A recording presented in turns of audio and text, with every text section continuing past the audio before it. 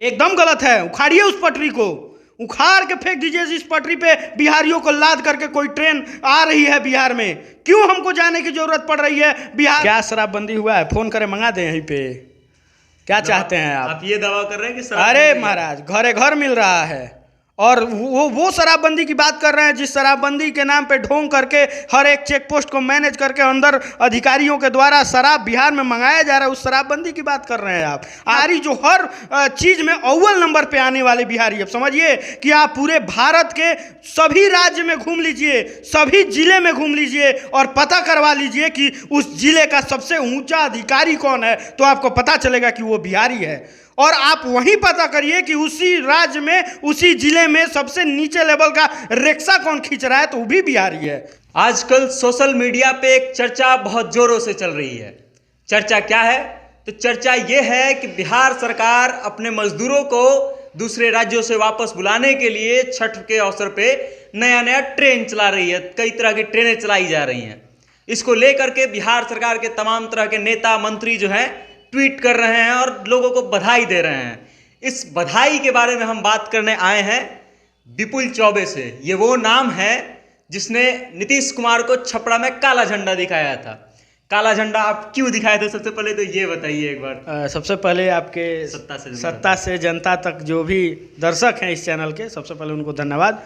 और काला झंडा दिखाने का बात है तो ये बहुत जगह पे रखा गया है कि जो छपरा के जो जहरीली शराब पी करके जो लोग मरे थे वो कारण था, और दूसरा कि हम लोग गोपालगंज में विश्वविद्यालय मांग रहे हैं और अभी भी वो लड़ाई जारी है और उसके लिए। और तीसरा था कि उस समय सदन में खड़ा होकर के किसी मुख्यमंत्री का एक मुस्कुरा करके उन मृतक के लिए ये कहना कि जो पिएगा वो मरेगा, ये दुर्भाग्य था। इसलिए हम काला झंडा दिखाए थे। और हो सकता है कि भविष्य में नीतीश कुमार कोई और बयान दे दे, भविष्य में फिर से काला झंडा दिखाना पड़े, तो उसका दिक्कत नहीं है। बाकी हम लोग लगे हैं। तो आपका आंदोलन जो था एक तरह से कुछ हद तक सफल तो हुआ, क्योंकि मुआवजे की बात मान ली गई सरकार द्वारा। हाँ, मुआवजे की बात मान ली गई और अभी तक मिला नहीं है। हाँ, अभी तो बाकी लड़ाई जारी है, हो सकता है मिल जाए, मिल जाएगा तो शुभकामनाएं। चलिए अब हम आते हैं मुद्दे पे। उस बारे में आपका क्या विचार है कि बिहार सरकार जो वाहवाही बिटोर रही है ट्रेनें चला करके अपने मजदूरों को वापस बुलाने के लिए? ये दुर्भाग्य सरकारों के साथ साथ हम लोगों का भी है। हम लोगों को ये बात समझना चाहिए कि आखिर बिहारियों को हर बार हर उनके त्योहारों में क्यों स्पेशल ट्रेन चलाने की ज़रूरत पड़ जा रही है। आप स्पेशल ट्रेन चलाने के बदले, सरकार को हम कह रहे हैं कि आप स्पेशल ट्रेन चलाने से पहले आप अपने बिहार के जितने भी चीनी मिलें बंद हैं उसको चालू काहे नहीं करवा रहे हैं? आप उसको चालू करवाइए। ट्रेन चालू कराने से कुछ नहीं होगा। आप जितना फैक्ट्री बंद है उसको चालू करवाइए। आप जितना उद्योग खत्म कर दिए, खा गए हैं, बर्बाद कर दिए, उसको चालू करवाइए। अरे आप ही के छपरा में मढ़ौरा है ना, वहाँ का चीनी मिल और न जाने कितनी फैक्ट्रियाँ बंद कर दी गई। कुछ बचा नहीं है, सब चोरी हो गई। बड़े बड़े नेता आकर के दावे कर दिए कि मंच से खड़ा होकर के कि हमको जिताइए, हम चालू करवा देंगे। कहाँ है वो नेता? आज उनके कान में जू नहीं रेंग रहा है और उस समय बड़े बड़े वादों के साथ वो जो चुनावी मैदान में उतरे थे। तो ये दुर्भाग्य है हम लोगों के लिए कि हम लोग समझ नहीं पाते हैं।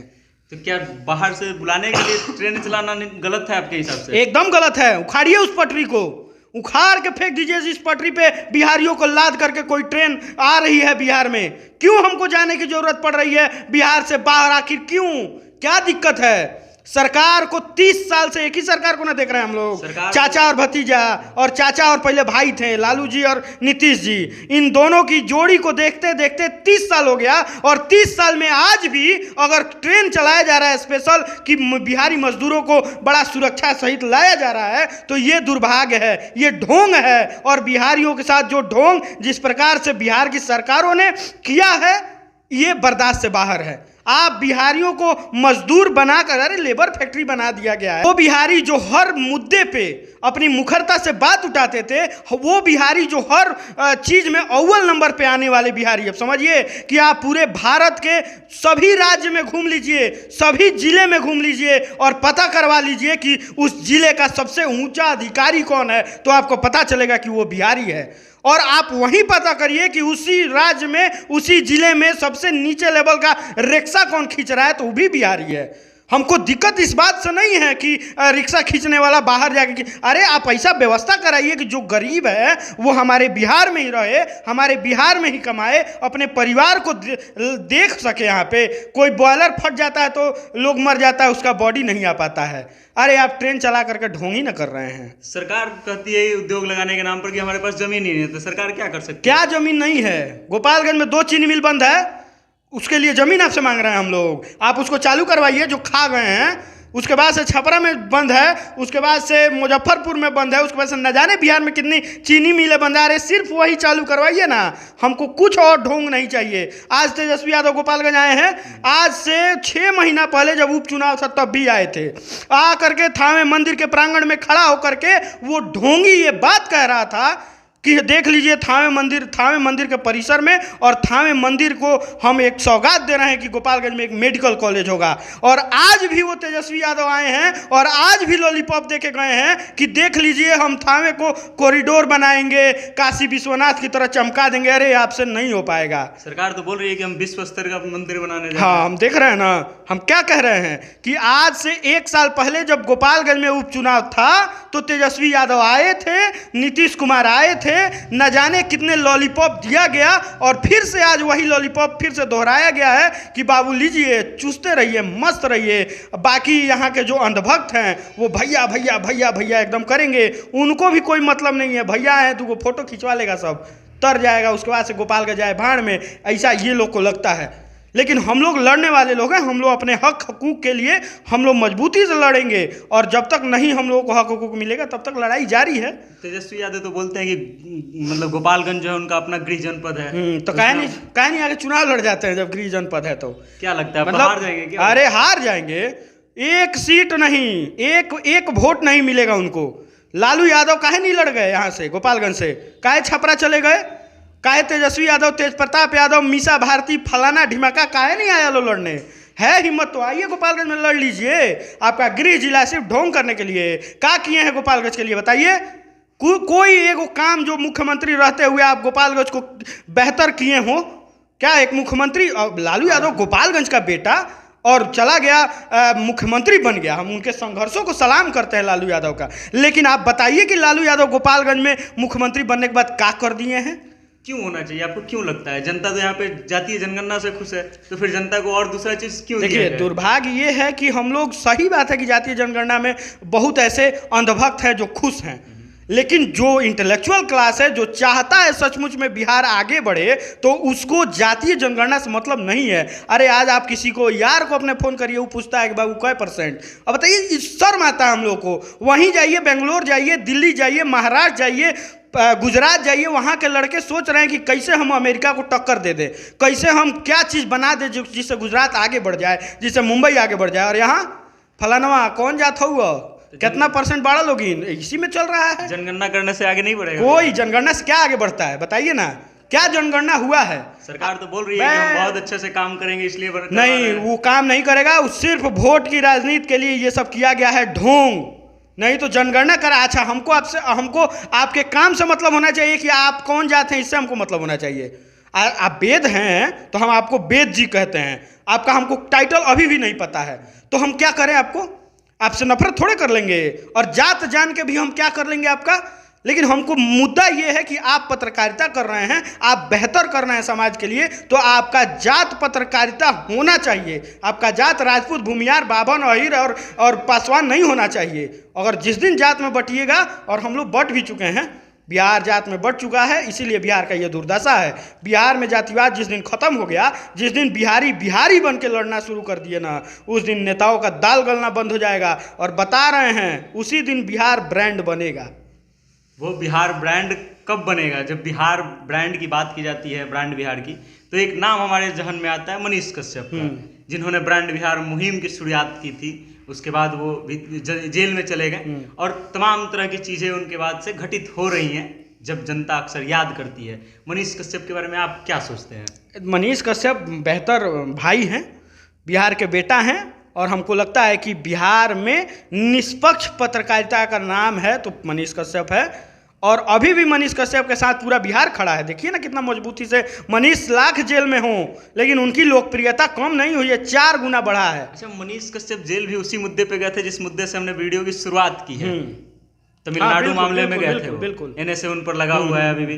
तो घूम फिर करके हम वापस से वहीं पे आ रहे हैं कि सरकार जो है बार बार ट्रेन चलाती है तो वाहवाही लूटती है, लेकिन ये वाहवाही क्यों नहीं स्वीकार करती है, कि लानत क्यों नहीं स्वीकार करती है कि उसके कारण जो है यहाँ की जनता को पलायन करना पड़ रहा है। देखिए, सरकार को कोई मतलब नहीं है कि आप खा रहे हैं कि नहीं खा रहे हैं। सरकार को कोई मतलब नहीं है कि आप कमा रहे हैं कि नहीं कमा रहे हैं। सरकार को कोई मतलब नहीं है कि आपकी माँ मर रही है कि नहीं मर रही है। सरकार को कोई मतलब नहीं है कि आपका बाप स्वस्थ है कि नहीं है। सरकार को कोई मतलब नहीं है कि आपकी बेटी और आपकी बहन का शादी होगा कि नहीं होगा। सरकार को किसी बात की थोड़ी भी चिंता नहीं है। सरकार को बस चिंता है तो वो बस कुछ ही महीनों बाद दिख जाएगा, जब आपके दरवाजे पे जो मदारी के रूप लेकर आएंगे ना हाथ जोड़ के, भैया, तब दिखेगा कि अरे बाप रे, तो हमारे बारे में सोचने वाला लोग है। लेकिन वही अभी कोई पूछ रहा है आपको, अभी हमको भी कोई नहीं पूछ रहा है, अभी बिहारियों को कोई नहीं पूछ रहा है। अभी ट्रेन चलाया जा रहा है, बिहारी लौद कसा के कैसे भी आएगा, सब उसी में देख लीजिएगा कि एगो दूगो दबाने के कारण मर भी जाएगा, लेकिन वो जब मरेगा तो उसके परिवार को 1 रुपया मुआवजा नहीं मिलेगा। और वही बात है कि जब चुनाव के वह समय मरेगा तो वही नेता सब पहुंचेगा वहाँ पे, बढ़िया बढ़िया रकम देगा और उसको ढांढस बांधेगा सबकी, वाह भाई तुम्हारा घर का मर गया तो हम तुमको बहुत दुख प्रकट करते हैं। यही दुर्भाग्य है। अच्छा, चलिए मेरा अंतिम सवाल है और वो ये है कि जब आप ये कहते हैं कि बिहार सरकार काम नहीं कर रही है, तो बिहार सरकार काम क्यों नहीं कर रही? बिहार सरकार कर तो रही है, शराबबंदी की बिहार सरकार। शराबबंदी के बारे में क्या विचार है आपका? क्या शराबबंदी हुआ है? फोन करें, मंगा दें यहीं पे। क्या चाहते हैं आप? आप ये दावा कर रहे हैं कि अरे महाराज, घरे घर मिल रहा है। और वो शराबबंदी की बात कर रहे हैं जिस शराबबंदी के नाम पे ढोंग करके हर एक चेक पोस्ट को मैनेज करके अंदर अधिकारियों के द्वारा शराब बिहार में मंगाया जा रहा है, उस शराबबंदी की बात कर रहे हैं आप। आप कौन सी शराबबंदी की बात कर रहे हैं कि एक फ़ोन पे यहाँ पहुँच जाएगा? आप कौन सी शराबबंदी की बात कर रहे हैं कि कोई ऐसा व्यक्ति नहीं है जो पीने वाला था जो अभी छोड़ दिया हो?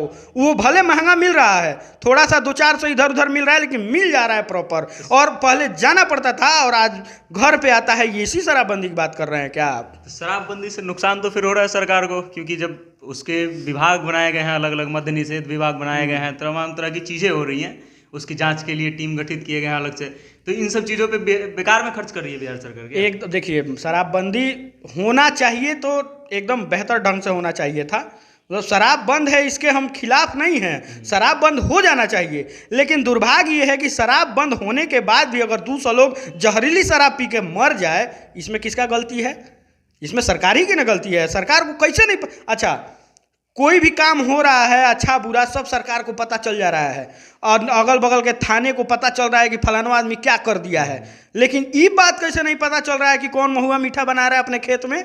ये बात कैसे नहीं पता चल रहा है कि कौन शराब बेच रहा है अपने अड्डा पे? ये पता होना चाहिए ना। सरकार है भाई, पता कराना चाहिए। लेकिन अगर फिर भी शराब बेच रहा है तो इसमें किसकी गलती है? अच्छा, कोई नीतीश कुमार बढ़िया काम कर दे, कोई तेजस्वी यादव बढ़िया काम कर देते हैं तो हम उनका तारीफ करते हैं ना। तो जब वो गलत करेंगे और लगातार 30 साल से गलत कर रहे हैं तो हम काहे लिए तारीफ करेंगे? और क्या काम सही कर दिए हैं ये लोग? बिहार को बर्बाद किया है लोग। लालू के राज में अपराधी एकदम चरम पे थे और नीतीश के राज में अफसर एकदम चरम पे। सब शराब बेचवा रहा है, यही अफसर बेचवाता है, सब अफसर शराब बेचवा रहा है। हाँ एकदम। तो किसको नहीं पता है? मतलब कौन अधिकारी है, कौन जिला का SP है जिसको नहीं पता है कि यहाँ शराब बिकता होगा? अरे कह तो रहे हैं कि चौकीदार से लेकर के SP तक सबको पता रहता है कि कहाँ शराब बिक रहा है, तो आप पकड़ काहे नहीं रहे हैं? ये अगर नहीं पकड़ पा रहे हैं तो आपकी गलती है और लानत स्वीकार करिए। अच्छा, ये बताइए कि जिन लोगों को मुआवजा नहीं मिला है शराब जहरीली शराब पी के मरने वालों से, उसके लिए विपुल चौबे क्या करने वाले हैं? उसके लिए हम लोग निरंतर लड़ाई लड़ रहे हैं 1 साल से। फिर से आंदोलन होगा। हम लोग अभी इंतजार कर रहे हैं, अभी मदारियों का खेल होना है, तो अभी हम इंतजार कर रहे हैं कि वो वादों का क्या हुआ जो चुनाव के वक्त कम से कम तो पूरा हो जाए। उस गरीब परिवार का लालन पालन हो जाएगा, कुछ पैसे मुआवजे मिल जाएंगे तो वही समय का हम लोग इंतजार कर रहे हैं। अब देखिए कि कब तक होता है। चलिए, धन्यवाद, आपने इतना कीमती समय दिया। बाकी ये रिपोर्ट आपको कैसा लगा, ये वीडियो आपको कैसा लगा, कमेंट के माध्यम से अपना राय हम तक भेजिए। और अगर ये वीडियो आप हमारे फेसबुक पेज पे देख रहे हैं तो हमारे फेसबुक पेज को फॉलो कीजिए, हमारे यूट्यूब चैनल को सब्सक्राइब कीजिए और देखते रहिए सत्ता से जनता तक। मेरा नाम वेद प्रकाश है और कैमरे के पीछे हैं सुशील कुमार पांडे। बहुत बहुत धन्यवाद।